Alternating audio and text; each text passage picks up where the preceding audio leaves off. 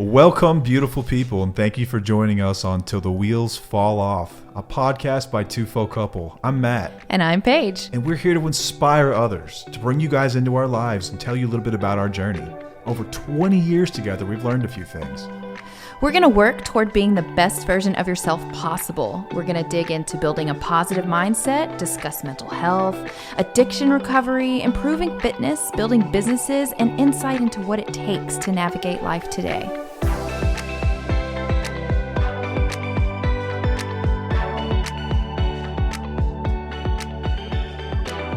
Welcome back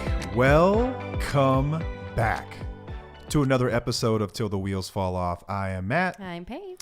Hey, and this is for all the new wheelies that are joining us. I don't know what happened this week, but we got a ton of requests into the two folk community this week. It was a little wild. We're having to vet everyone coming in to make sure the place remains safe and whatnot.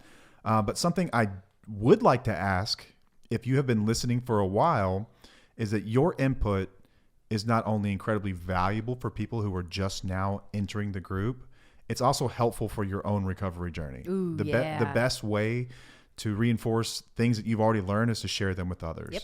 And it's going to help us too. Selfishly, it's going to help us too, because there's so many people that are coming in there.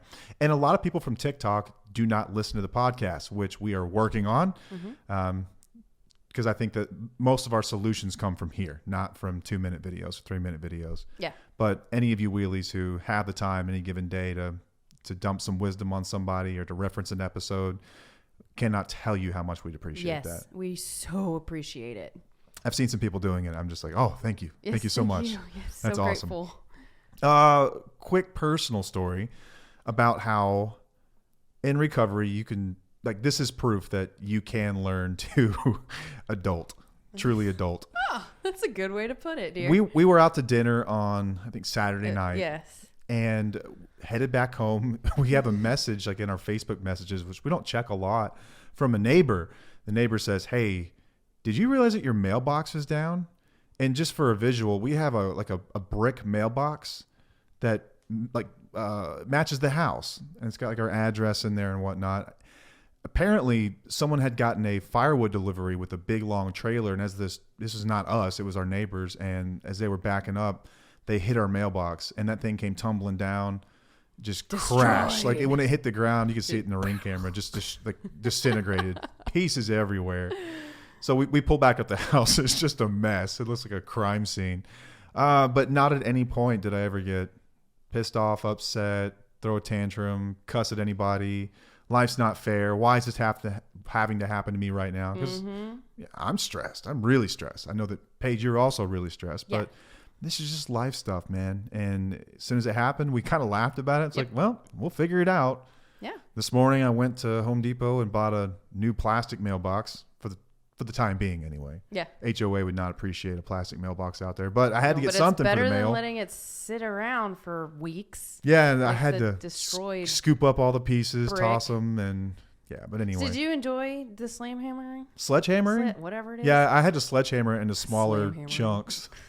That was fun. When is it not fun to smash things with a 10-pound hammer? You can release so much anger. I wish I would have gone out there and done it, but you know what would have happened is something would have gotten in my eyeball, and then I would have. That's why I had safety glasses. I was wearing glasses too, but still. I'm not a big safety glasses person, but I don't play whenever I'm smashing stuff because I've had that happen before. Same thing with weed eating. I got some kind of gunk in my eye one time weed eating, and it turned into an infection. So I remember that. It was horrible. So I don't mess around with anytime there's stuff flying, I'm gonna have glasses on. Well, luckily we have. My shop teacher taught me well in 6th grade. We have awesome neighbors too who helped us with the whole situation too. So they're great, nice. man. They're awesome. Yeah. Yeah, but we did not lose our shit, and I think that is amazing growth for you especially. Take it back.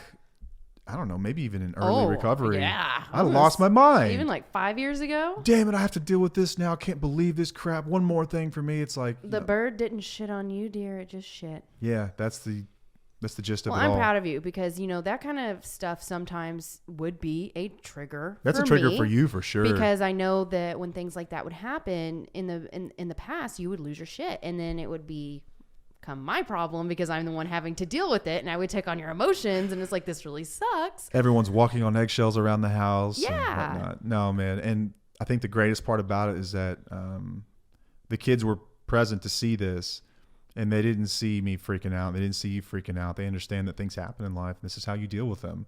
You don't deal with them by freaking out. Right. Kind of like when the Rangers lost the World Series in 2011 and you threw a remote control through our television. Smooth through the front of the TV. Yes. You just recently got a picture of that, didn't you? Yeah. I think we should post this picture up so that we can show everybody how Matt really was in active addiction. Yeah, don't be fooled by what you see today and what you hear today. I used to be a mess. Like, real deal. I was a freaking drug addict, crazy, unruly person. Yeah.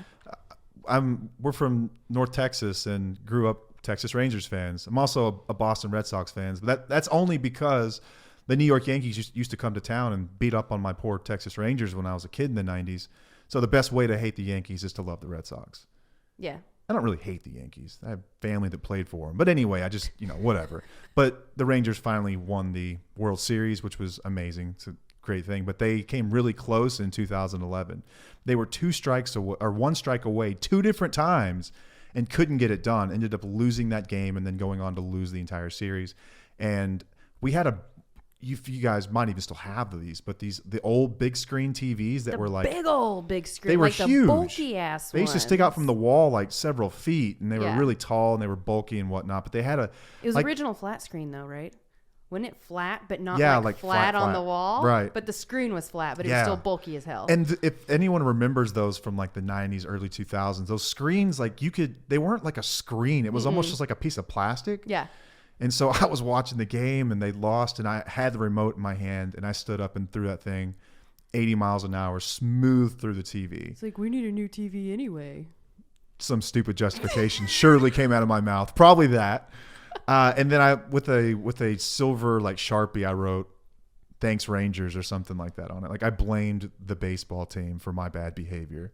That's just me in a nutshell, man. Like for a very long time. So you've come a long way, and I'm really proud of you, and I'm glad we shared that story. Just know that it can get better if you do the work. It can actually get better if you do the work. Okay, so we do have a topic today. We do, yeah. So this is a series. We covered in our last episode how to communicate with someone in active addiction. Mm-hmm. And if you haven't heard that one, go back and listen to it, or this one won't make a hell of a lot of sense. But the gist of that is that it's extremely tricky. You're going to have to walk on eggshells. Have to totally learn how to communicate differently. It's than very what you've tough. been raised to do. So communication in early recovery, what we consider early recovery, what I consider an early recovery anyway. What was that? I don't know what that was. The first year of sobriety. Hilarious. Within the first year of sobriety is what we consider early recovery. So from the time that their sober date up until that first full year. And while it is better than active addiction, it's not that it doesn't come with its own challenges. Okay, go ahead. What? Is it better than active addiction? It's almost more difficult than active addiction. Yeah, I think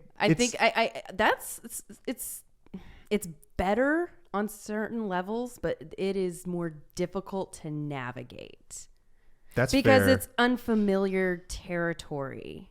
Yeah, so many things come up in that first year. Man, it is tough. So let's preface all of this entire conversation by saying, like, everything that we're going to be talking about here, if you have a loved one that is actually doing the deal, they're actually doing the work, then this is applicable. And I would say that it's worth the trouble. Mm-hmm. Is that fair? Yes. If they are definitely doing the work, it's worth the trouble. Y'all, I'm telling you, like, I know you want your relationships to work out, but this first year is going to really make you question. It's a test. Do I really want to be doing this? Because this is almost just as bad, if not worse. Like a whole new set of challenges. I think that oftentimes spouses, partners of alcoholics and addicts get a lot of hope when someone checks into treatment. They're like, oh my God, or they went to their first meeting or something like that, and they're beyond hopeful. But we also covered the stats on this, and the stats say that, and they're all over the place, right? Treatment centers have their own set of stats and ways they measure it. But my experience, my belief is somewhere between 5 and 10% of people achieve 1 year of sobriety. God. That's it. It's a really small number of people. Low. So while it's reality, though, hope is a beautiful thing, and we are evidence of this. This can work out, but I'm telling you, I think the biggest reason that we're still together today is because I did the work. Oh yeah. And the other piece of it, which is not any small feat by any means, is that you had the patience, understanding, and you had the tenacity to stick with this. Yeah. But you're going to find out if you really want this to work or not, because you're about to be challenged more than you've ever been challenged before. Mm-hmm. This first year is so freaking difficult. And kind of back to how I started in this little tangent is that oftentimes spouses and partners get really optimistic when someone goes to treatment.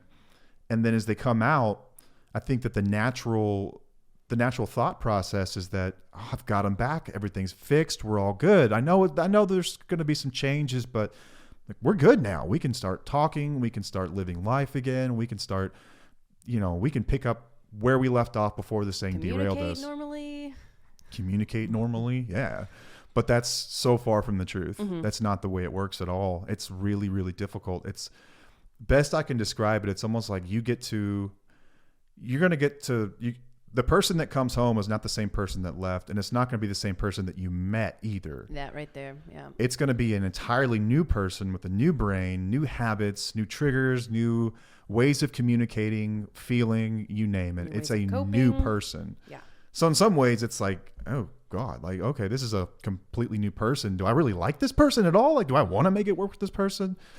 The old person does come back over time, but that first year will make you question, like, did they brainwash him in there? Like, I can't even tell who this is. Mm-hmm. It's absolutely wild. And we were sitting here recounting our first year, mm-hmm. and it's really tough to do because it's been a while, first of all, and it's really hard to go back and remember what the texture of your mind felt like at that period of time. Mm-hmm. But we also had a 9-month-old, and I think for anyone with kids, you remember that first year of your kid's life, and it's almost a blur anyway. Right. So add this layer on to it, and it's really hard to remember, like, how were we communicating? Were we communicating? And it was, I know you hate being put on the spot, but what are some of the things that you remember about that first year with me at home? I remember, I have to be honest, I blocked out a lot of that time. And I think I've said that before on the episodes. Like, I've blocked out a lot of the time. But I think that I was just either in shock or I was very grateful that you were sober and you were working on yourself. So I gave you the space that you needed. And whenever we would communicate, I didn't feel like I had to tiptoe around you or anything because you were working really hard on what you needed to do. And I was just grateful you were pushing yourself to do that. So I don't really remember what communicating was like. I remember it being easier for sure. I can remember having some productive conversations and arguments, but I also remember there being a lot of old behavior at that time in my life as well. Oh yeah. Yeah. Like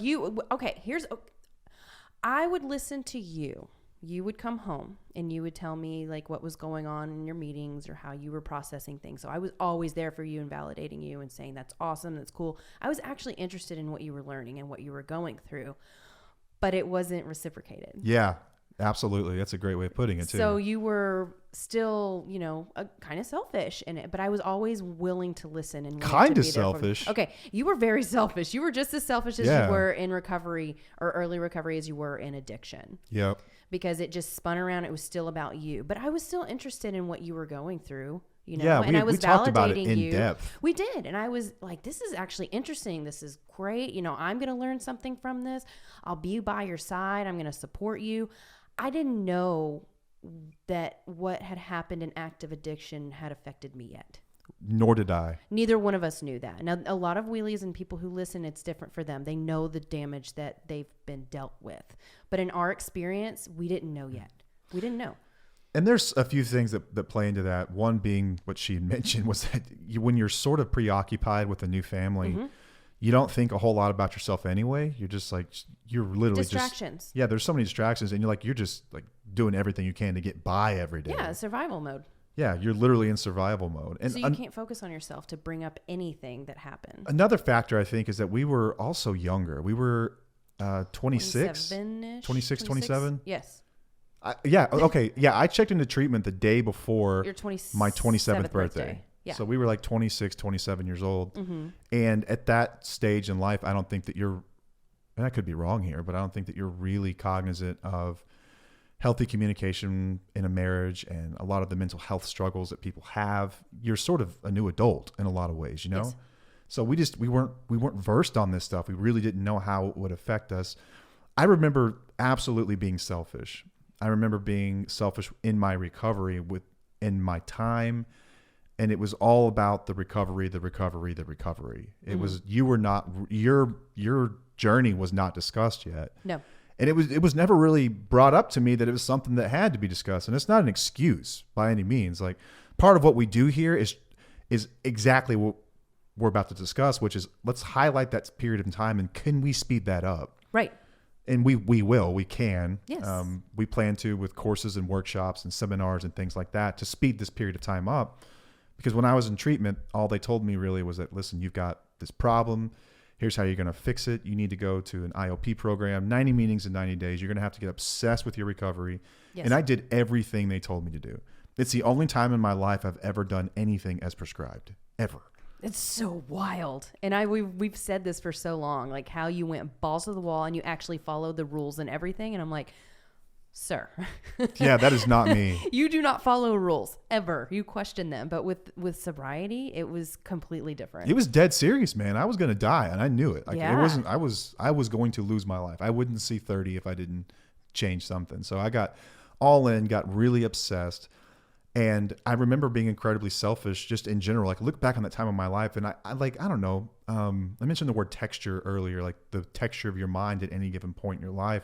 I kind of have like these gut feelings that I can remember at certain points in my life. Mm-hmm. And when I think back on that period of time, I remember like I get this anxious feeling because I'm not proud of the way I acted in that first year or the first couple of years, the first 3 years even. Yeah. Because it was extremely selfish. Like you were not necessarily involved.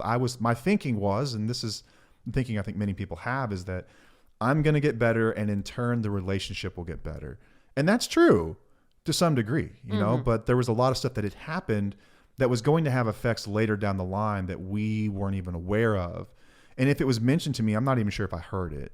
Like, I didn't know what that looked like, what that even meant. Like, there wasn't a couple like me and you coming into a treatment center and talking about that. Right, right. There was 1 or 2 days that we got to spend together to talk about some of the trauma that existed, and that was it. That was it. Yeah, they rarely discussed like what I would be going through or what could come out for me. No, it wasn't discussed. No, had no idea. No, so the relationship strained badly. I remember communicating a ton about the recovery, and that was one positive I can take from it, is that we talked a lot about the recovery, and with that, we talked about a model for living a new life, and I talked about my challenges and like what I was going through, but it was still all about me. But in that, we did have a lot of open conversation about just life in general and like stuff that you're going through, but it was very one-sided. Oh, yeah, yeah. I find that to be the case a lot of the time. And so I guess I'm like, as we sort of get into this episode and what it's really about in communication, is this is typical. What I've just described here is pretty typical. In some ways, I know that you hate when I say this, but in some ways necessary. Yes. It doesn't have to be as one-sided as I had it, but there does have to be a focus on the recovery.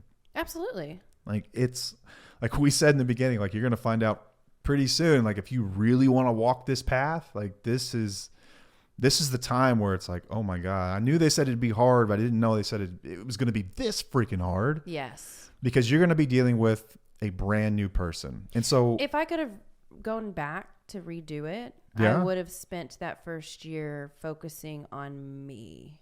That would have been a good plan for sure. You know, like but then again, I didn't know that was a thing. We had a baby and stuff, but that would be a good idea for people who are in it now. If you are able to, you know, do things for you, but still come together. That's recovering separately, but together. I wish I could go back in time and find myself and grab me by the shoulders and shake me and say, get to couples counseling as fast as you can. Yes.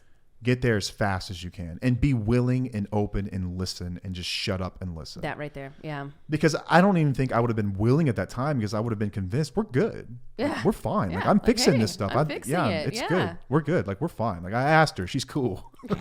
She said it was fine. We're fine. You know, like, I think that couples counseling, and we'll get into that later in the episode, but extremely important. Mm-hmm. But anyway, when they get out, the relationship's going to be very strained. And so we're talking about the first full year, but let's focus in just for a moment on that first 90 days. Yes.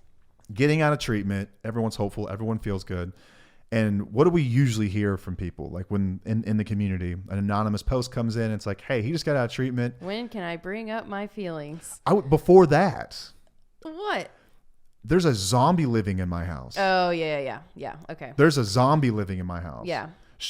But at the end of the post, it's generally, when do I get to discuss the stuff that's happened to me with the zombie? That's the question that I see more than anything. It's like, when can I bring this up? How do you but talk you're right to about the zombie?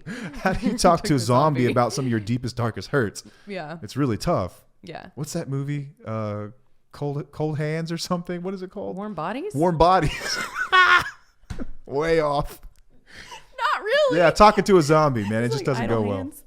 Remember that It doesn't go well. But anyway, that's usually what you get out of treatment is a zombie. Someone who's going to kind of sit around the house lethargic, not doing a whole hell of a No lot. excitement, no sadness, or there is sadness, but there's like nothing. There's just no feelings or emotions. Best way I could describe this is pretend for a moment that you are like coming out of a coma with no knowledge of anything at all about how you got into a coma. Feel kind of stunned? You come out and you're like, where am I? What am I? Who is this weird woman walking around my house? What are these things that are feeling? What are these feelings I'm having? It's so awkward. What Like are these thoughts? Everything is awkward. And I mean that in the sense that it's awkward because you don't know what to do with it. You don't know what to do with boredom. Like that's maybe the toughest one. Like, Yeah. how do you be bored? Right. Don't know how to be bored. I don't know how to deal with sadness. I don't know how to deal with anxiety. Don't know how to deal with reality. Don't know. Yeah, I don't know how to deal with someone knocking over my mailbox. I don't know how to deal with any of these things. It's so much all at once. Yeah. Like I have described it like this when I go to treatment centers and talk. Do you remember cars back in the 90s and 80s, even before that? New cars don't do this, is why I'm saying older cars. I used to pull this trick on my uncle all the time. Uncle Mike had a bunch of cool old cars, and I remember one time him and my aunt were going to go see Sleepless in Seattle. Oh my gosh, that was a long time ago. We were over at their house that day, and they were getting ready for their date night. My parents were coming to get us, and I was a little perturbed that Uncle Mike didn't want to hang out with me. So I crawled in he had like one of those like old Wagoneer Woodies. Yeah. I crawled in and I cranked up the volume on the stereo. Oh, I remember this So story. that whenever he got in the car that evening to enjoy his, wonderful evening, he was going to be blasted, with his talk radio or whatever he was listening to. And it's just like the stunned feeling like, oh my God, what was that? Mm-hmm. That's what it feels like when you get out of treatment. Yes, your nerves are raw. Nerves are raw. So basic communication it's tricky. Anything beyond like the gentle environment of what you experience in treatment is tough. It's really tough. Mm-hmm. So I know that you want to have these really big conversations, but you're talking to a zombie. It's not going to get very far. If even you get anywhere at all, it's not going to get far. Right. It's probably going to go south, I would imagine. Those first 90 days, man, like buckle up, strap in, because you got about a year of dealing with a selfish person who is learning how not to be, who's learning how to be a human, how to adult, how to process emotions, how to communicate normally, how to function again. It's kind of like a toddler. For about the first year. So communication does happen, but it's little by slow. And you sort of have to gauge their capacity for communicating based on what they do give you. Yeah. Really, really tough. Right. And none of this is fair. Let me just say that. It's Right. not fair. Right. Like this Thank is not you. right. It's not Thank fair. you. It sucks. It sucks. It sucks. Like, please, like, understand. I'm not sitting here trying to make a This is case just for the why you should be reality okay of with it. this. This is just these are reality. facts. This is what I've seen. Yep. Working with other people, this is what we experience. This is the deal. This Yeah. is what happens. This is just, we're preparing you for that, for a really slow comeback where this person is like barely staying awake, hardly speaking, just going through the motions of life. And it's like, man, this is tough. But it's going to be even worse if they're not working some kind of program. If they're not in therapy, if they're not going to some sort of meeting, doesn't matter what it is. I'm not saying you have to go to AA meetings. There are so many ways to recover that we've covered in other episodes, but support groups. Do something. Like, even if it's, I don't know, some people say they do it on their own, and I know some people stop on their own, but anytime I hear it, I am so skeptical. I'm like, so you're the genius that's going to figure this out. Yeah, no. Probably not going to. I still don't understand why there's nothing wrong with like getting help. Getting just help. for personal development. Oh, just to become a better person. Like, that just blows my mind. It's another thing is that they're not going to communicate when they need help. Yeah. They're not going to communicate that they're struggling. Mm-hmm. So what often happens is that they'll just get super quiet and relapse. Mm-hmm. If they are asking for help, that's a great sign. If they're talking to you about their struggles, that's a great sign. Yes, and validate them with that and say, like, I know that's hard. Yeah, it's really tough. Yeah. So why is this all happening? We've talked about some of the neurological stuff that goes on in active addiction happening inside the brain. Just know that there's a lot of stuff. Okay, so there's a neurotransmitter imbalance.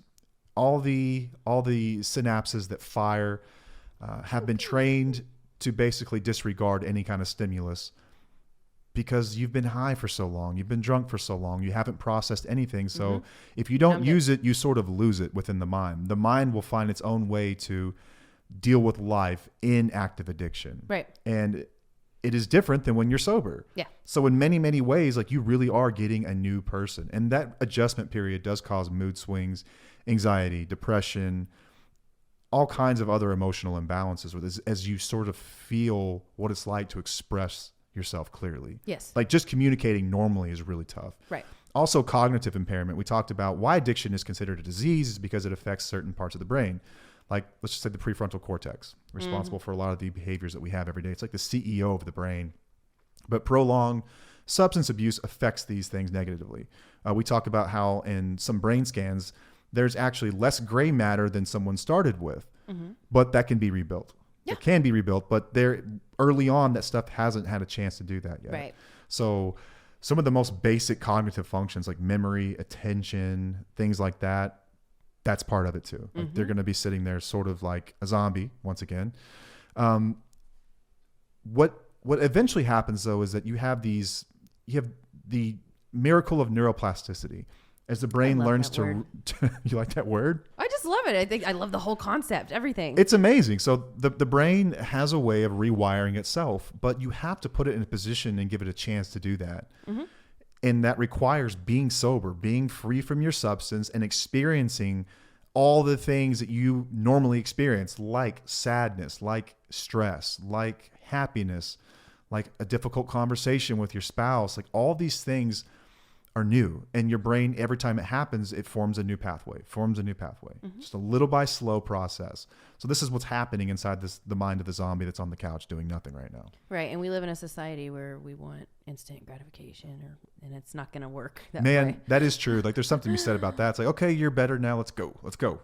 We got stuff to do. Right. We got dreams to live. It's just No, not this the life case. will teach you all about patience. Yeah. You're damn right it will. Both And of how us. life is not fair. Yeah, it's not, man. Emotional regulation is also going to be way out of whack. You're going to experience these huge emotional swings, like these incredibly high highs and these super low lows. Yes. It's all over the place. And it makes it really tough to express what you're feeling, because for me anyway, it was like, I haven't felt this way since I was like a 12, 13-year-old kid. I don't even know what to call this, man. And now it's bigger than ever. The problems have more gravity, and like I have more to risk now. It's so much. Right. Very overwhelming. I couldn't even give you an expression of what this feels like right now. Right. It's so difficult. So freaking difficult. The stress responses in the body in the brain have also been completely derailed here. So you're going to struggle majorly with stress and lacking effective coping mechanisms. Yeah. Delayed processing and reactivity. So people in early recovery are going to experience delays in information processing. Like truly, you will be slower than you used to be. Yeah.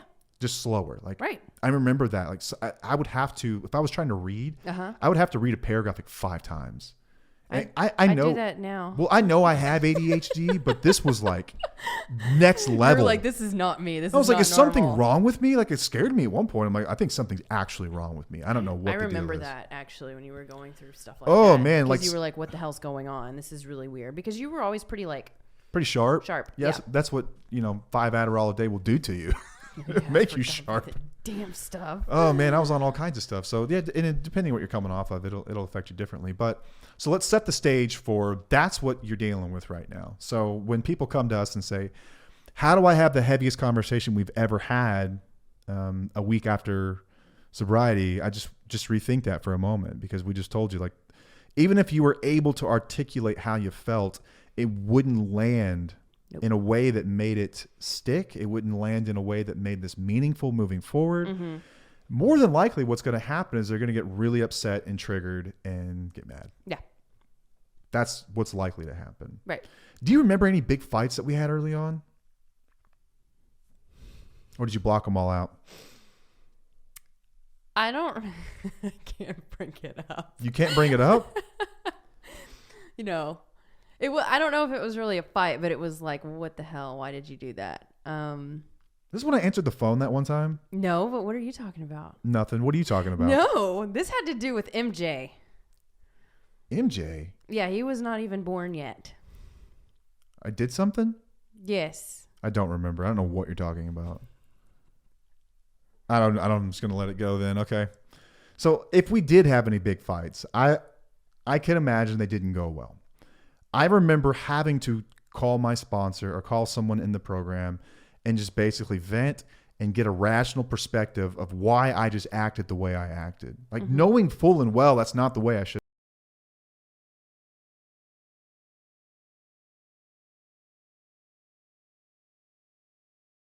Off mic sometime.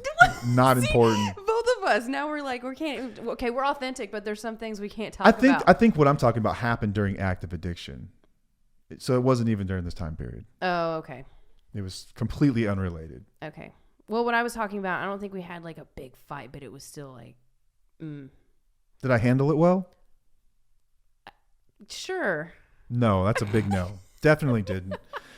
Here's what sucks about all this, and like, again, we've discussed it, is that you are going to get the short end of the stick again. Mm-hmm. So talk a little bit about what it's like sticking with somebody, trusting that it's going to get better, but not really knowing if it is. Ooh. Was there just an aspect of faith for you in that? Yes, there was. Was there anything I was doing to help reassure you? Just working your program. Like actually working. Actually working your program, actually asking for help, with your sponsor, actually doing work, talking to me about your recovery. That was something that was giving me proof that you were doing something different. And I think that's what gave me faith. Okay. What if I wasn't doing the work? Nope. Nope. What? I don't think that you just stuck around to see what that was like? I don't think I would have faith because I feel like your behaviors would still be the same. Like a lot of your behaviors were still the same. Like not a lot, but some of them were still the same. Like there's many years that went by that your behaviors were still the same, right? It was like a layer, layers coming off in layers. But there was stuff in early recovery where I just knew that you were willing to push forward. Like you had this sparkle in your eye and you were just willing to do whatever it took to stay sober. And I knew that about you. I knew that it was just something, it was just faith. But if you weren't doing something, I don't know if you'd have that light. What she's just described is something I would like for anyone listening to keep in mind. I am not like the king of recovery by any means. There have been many others before me. There will be many after me that have done it much better, will do it much better. But I think something that all of us have in common, if you've gotten to this point, is that you are truly obsessed with your recovery. Mm-hmm. You're obsessed with experiencing life sober. You are committed to experiencing life sober. If you have your doubts, they're there for a reason. Mm-hmm. Like when people are like, I'm not really sure if this is the way it works. It's 9 times out of 10 when I read those stories, it's someone who's not even interested in recovery. Yeah. The spouse wants it way more than the person who's recovering does. You know what else I think helped is that they tell people not to make big decisions in the first year of recovery, but yeah. Matt was total opposite of that. I ran that through everybody. Hang on. But hold on. I think that's when I knew that you were serious, because whenever you were in active addiction towards the end, we were trying to buy a house. Like I had a realtor set up to go buy a house, and then the next day you said, I gotta go to recover, or I gotta go to treatment, and I'm like, I knew it wasn't gonna happen anyway because you were spending so much money, but I was still gonna try and push forward. Yeah. But when you got back a couple months later, you're like, all right, let's go see if we can buy a house, let's get out of here, let's go do something. And you were serious and you actually followed through. That was huge. And then you got me pregnant with our kid, which was another thing, and you're like, okay, to me, you were serious about wanting to restart our life and keep going. And I think that gave me faith, or, helped with the whole trust process. Yeah, I've worked with a lot of people in recovery, and I have been surprised a few times by someone, like after our first meeting, I'll generally be like, man, this guy doesn't stand a chance. And then that dude will go, and I know one of them has got like 8 years now. Yeah. And he surprised me, but people can get really enthusiastic early on, and you think everyone's going to make it. But when the rubber meets the road, they revert back to their old behaviors. They don't pick up the phone and call someone. They don't ask for support. They just revert. Yeah. Because in our minds, we're all geniuses of our own lives. We know what's best. Yeah. But the insanity of that thinking is that my best thinking got me into the worst mess I've ever been in. Mm-hmm. And somehow I think that my judgment's going to get me out. Like, I'm going to have to take a different perspective. I was good about doing that because I was told to do that. If they told me to do it, I did it. Yeah. I mean, I was concerned though at first because they did want you to stay longer. The treatment center did. Yeah. The counselors did. And I wanted you to stay longer because I felt like you definitely needed to dig more into other shit. You know, I thought it was going to be really important for you. So that was scary for me when you came out. I was like, oh, they wanted him to stay and he's choosing not to stay. Like, how is this going to work out? What she means, so I did 30 days and they recommended that I go spend like another 45 days at a different treatment center in a different state. Mm-hmm. They wanted to dig deeper into some stuff. I had an advocate on that deal. So my counselor at the time was an advocate for me because she was like, I think he's going to be okay. She did? Yeah, she did absolutely advocate for me on that deal. She felt good about it. I mean, it worked. As long as I went, obviously. so I went to IOP and everything else. Yeah. I was excited to get out. I was really excited. I was excited to start the work. You were excited to do real world shit. Like you were excited to get out into the real world, to actually practice what they taught you. I think a lot of people are scared to do that. And I think that's a red flag too. Yeah. You know, if they're coming out of treatment and they're like really white knuckling and scared to do things, that can be a sign that they're not ready to really push forward into it. Yeah. Right? I mean, do you know what I'm saying? Absolutely. Like, do you agree with that? Yes, I do. Because I really do feel like when you jumped in, you were like, I'm going to fucking do this. We have to be willing to go to any length. Mm-hmm. Underline any. Mm-hmm. Any length. Right. Whatever it takes. Right. And I was there for you, just patient. I was extremely patient. You were beyond patient. Yeah. And I think that's when we're talking about communication, I think that message, unfortunately, is the one that needs to be heard the most. I agree. And it's frustrating though, because I do understand why you want to bring up your hurt. And I understand you want your partner to be held accountable. And validate you. But validation does go both sides and in both ways. And you've got to validate your partner right now too, because they're struggling really, really hard. Yeah. Something I see a lot of the time, and I understand why this happens, is that you've abused someone for years and years and years in active addiction. You get out, you see the error of your ways, you try to make things right, you do your best, you're undergoing massive changes, and you get little to no credit for doing it. Like, no, hey, good job, that was great. Like, you handled that differently. I'm proud of you. A lot of times, it's just a very resentful person, and understandably so. Mm-hmm. And this is what sucks about it. It's almost like you have to trust that they're doing the work, that it's going to get better, and it will if they're doing the work. Mm-hmm. And then go that extra step to say, I can set aside some of these larger things for whenever it's going to really mean something to them. Yeah. In the meantime, you just have to support each other in some of the smaller ways. Right. Like, I hope that they're coming home and finding out, okay, well, how can I help around the house? Take care of some kids, change a diaper, maybe clean the home every once in a while, find out how your day was, start to communicate again, start to go on date nights again, understand what your new relationship will look like in sobriety. And you can communicate about those sorts of things. Mm-hmm. If you do feel like there's an issue that you have that cannot wait, if it's something massive, let's say there was infidelity, let's say that there was physical abuse, let's say that there was something, let's say that this is a chronic relapser, it's a really good idea to get with somebody. I would suggest a licensed therapist in couples counseling and sit down and talk about what a relapse prevention plan looks like, or boundaries around the relapse. Mm-hmm. If this occurs, here's what I will do. And I just want to get it out of the way now when we're all clear-headed, so that when a time comes, you'll understand that I'm doing this even against my will. I don't want to have to leave, but I have to. Mm-hmm. You can also talk about some of the larger things. I think with a therapist, a really good therapist who specializes in trauma and or addiction is going to understand the best way to gently talk about some of this stuff. Yes.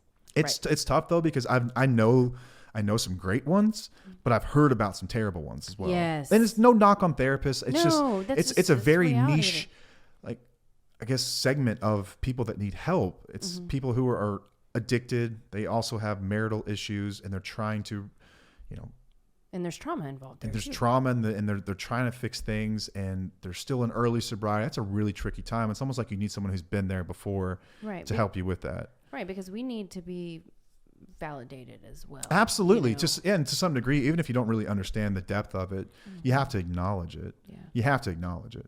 Within that first year, if they're doing what they're supposed to be doing, and let's say that you are working something like the 12 steps, you do get a 9th step in there. But even then, like my 9th step didn't hold nearly what it should have. No. Looking back, I've had to do that step several times. Right. Several times. Yeah. Just saying I'm sober is enough is not true. No. Not at all.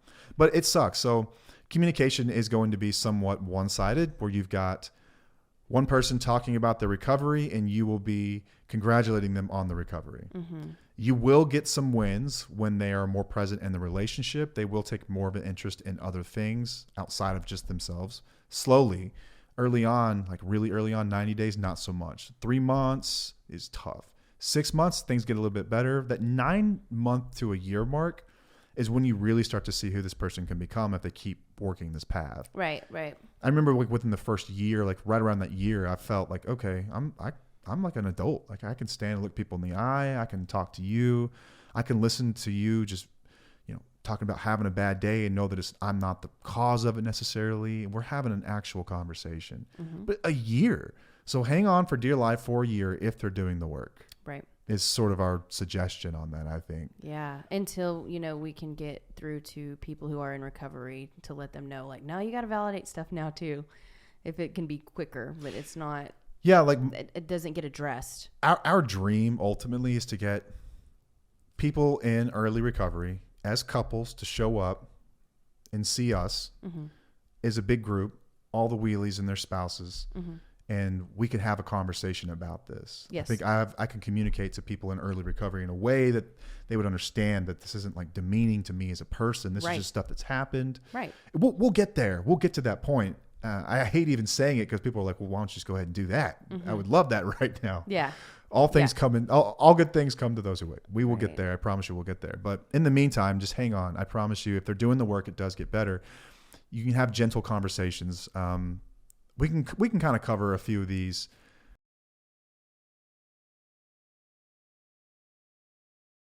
Addiction is one of the hardest things someone will ever have to do. It's not a zero-sum thing, though. It doesn't mean that your pain doesn't matter. It doesn't mean that you can't still be hurt by these things.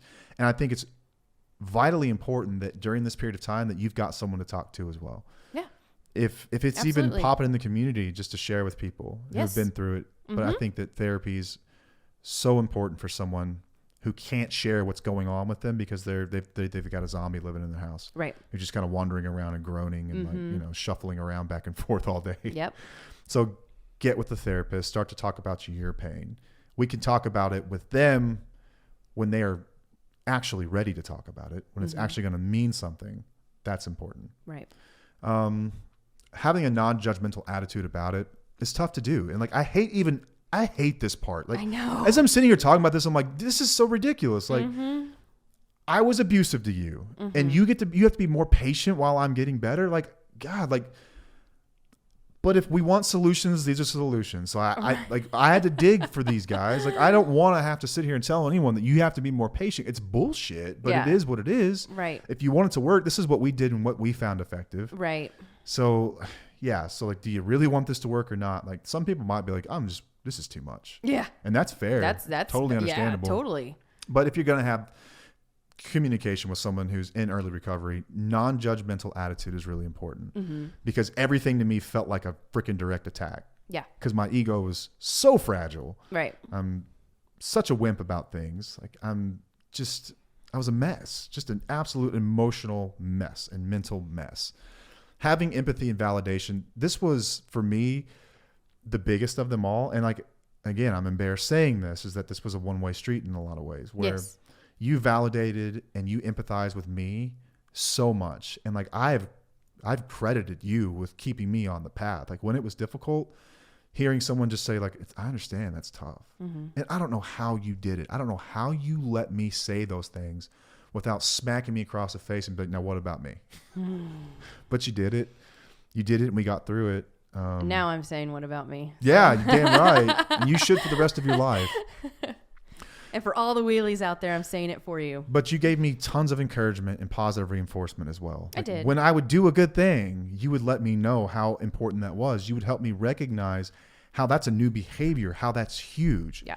Every time you would do that, it was like that memory was now glowing in my mind. Like it was glowing with neon lights. And it was like, oh my God, I did something good. Like I am changing. I can change. I can do this. You were part of the reason, if not the biggest reason, that I was able to see that.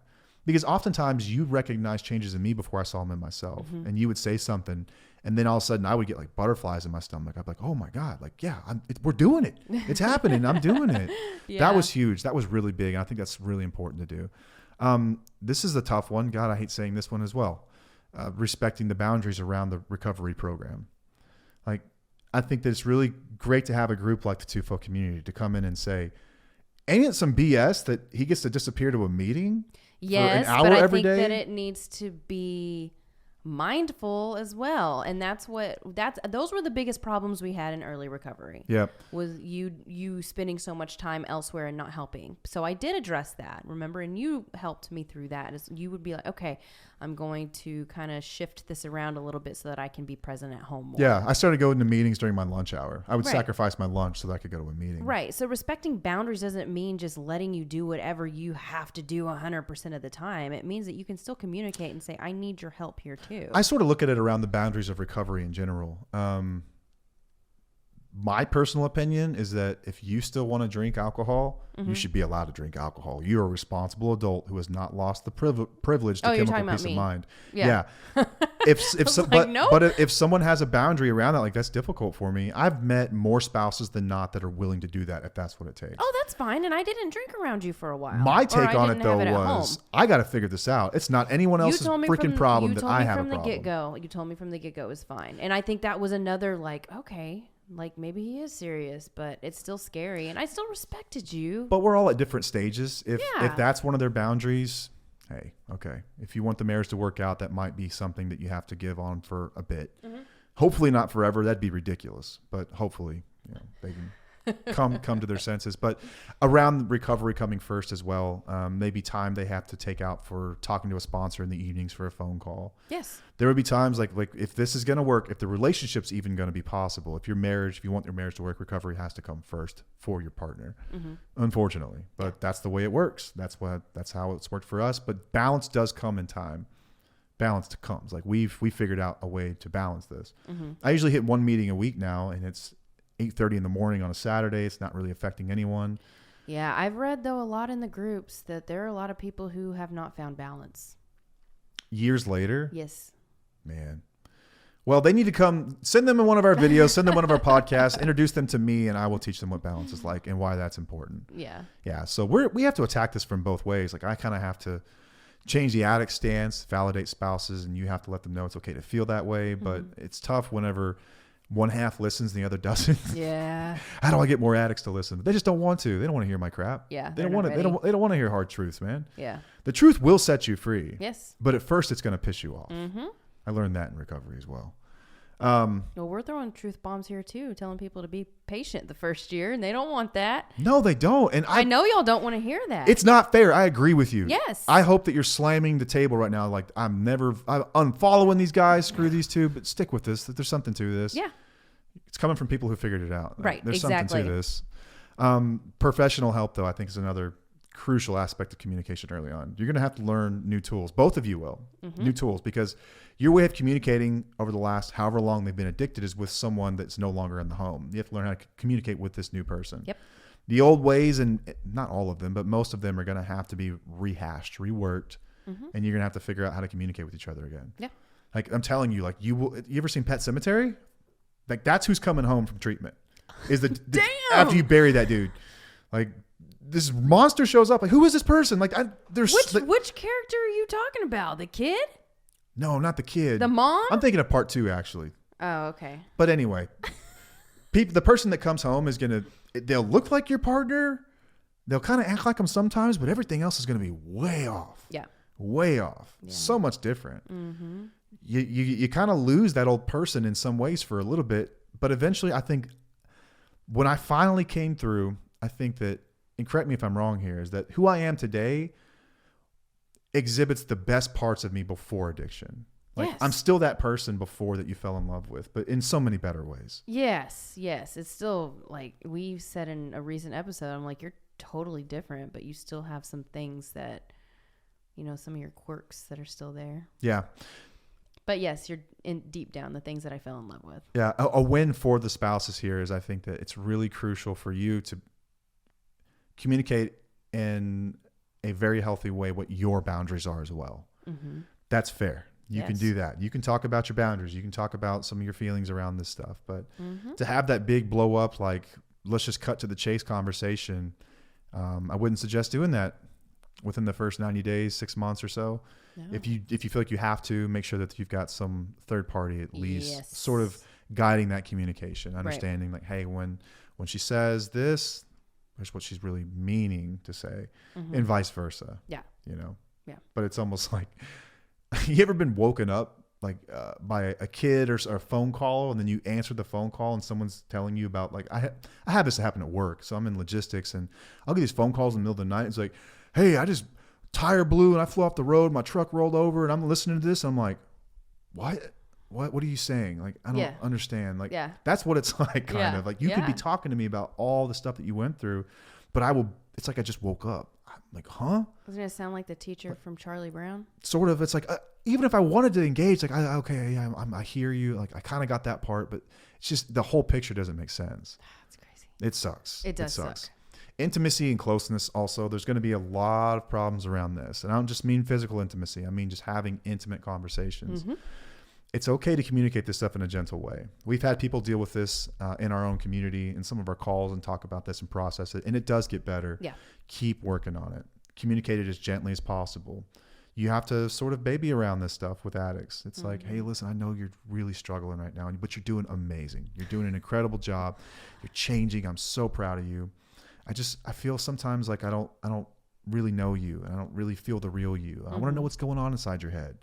You have to say it like that. You can't just say, you don't effing talk to me anymore. Like, you're so annoying now. Like, I don't know what's going on with you. I feel like might as well just get divorced. Like, that's not going to go well. No. You have to really learn how to communicate this stuff in a healthy, gentle way. Yeah. Just use kid gloves when you do it, man. So for people who are interested in this topic, I hope this was helpful. Yeah. Not everyone is going to be at this point. No. But if you've got someone who's really committed to doing the deal and they're really committed to recovery, this will come up and this will be helpful to some people. Yeah. Unfortunately, it's just not going to be a lot. Stats are what they are. Hopefully we can change that one day, but we'll see.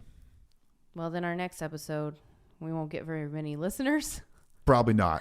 Because it's going to be about what communication looks like way down the line on recovery. But it's basically to give you hope and what it's going to be like if you do stick it out and have patience throughout the early years of recovery. Yeah, like brass tacks, what really happens here underneath the surface is that people are drawn to us because they see what our relationships become, what we beat, what we were up against, and how we figured it out. Till the wheels fall off, ride or die, we figured it out. Yeah. And they look at their relationship and be like, well, hell, if they did it, why can't we? Yeah. I think that if you set aside the addicted person, every one of these relationships could work because the spouse is willing to put forth the effort for 5 people. Unfortunately, though, relationship takes 2 people, and the stats of addiction are such that most relationships don't get the chance to do this. They just don't. The more difficult thing happens, which we cover all the time as well, which is, what does happily ever after look like for you if they decide never to get sober? You know, what would empowerment look like for you? What would true happiness look like for you?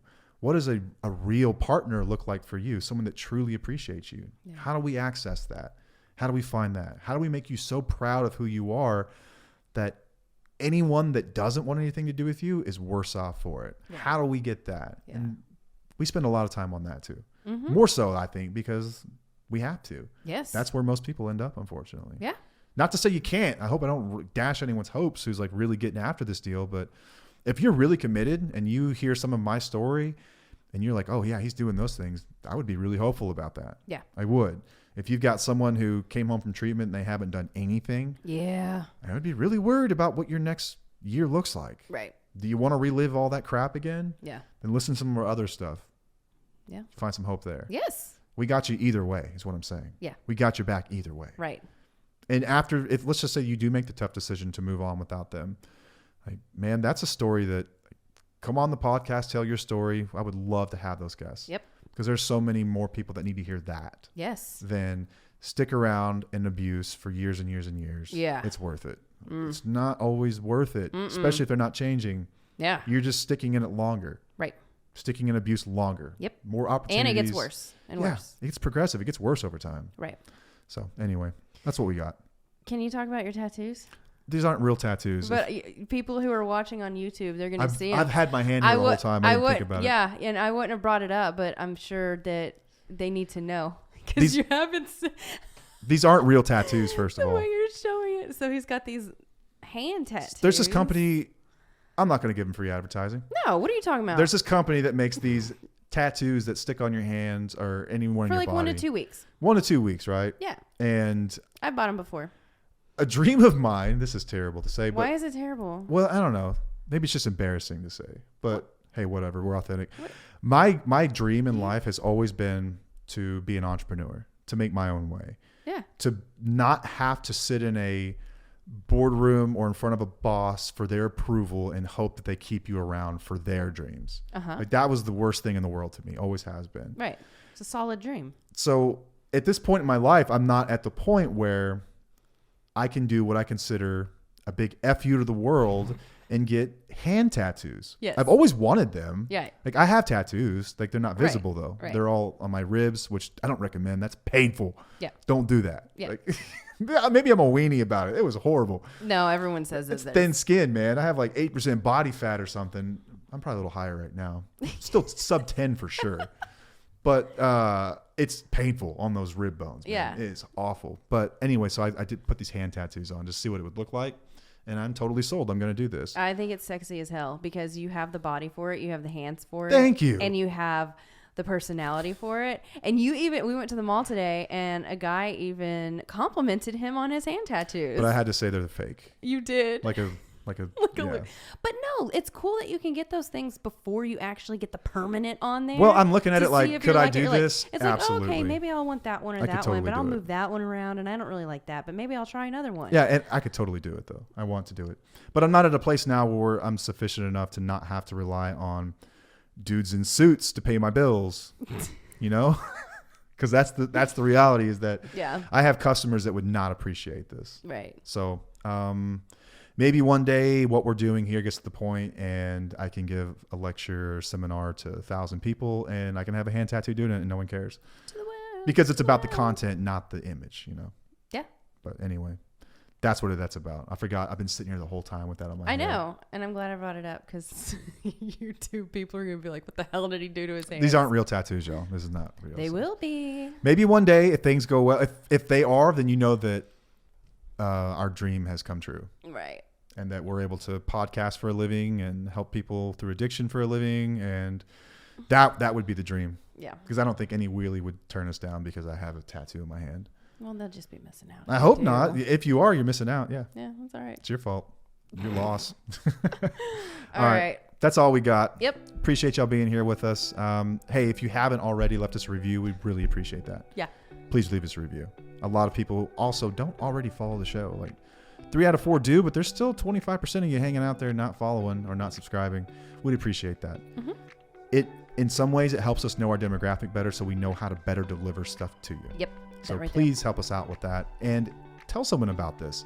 Mention it. If you're part of another community or another group, tell them about us. Like I'm a little biased here, but I think that the stuff that we spit here every week is different than what most people are talking about, and it needs to be the norm. Right. So help us spread the message. Tell them to listen to an episode before they show up, though, please.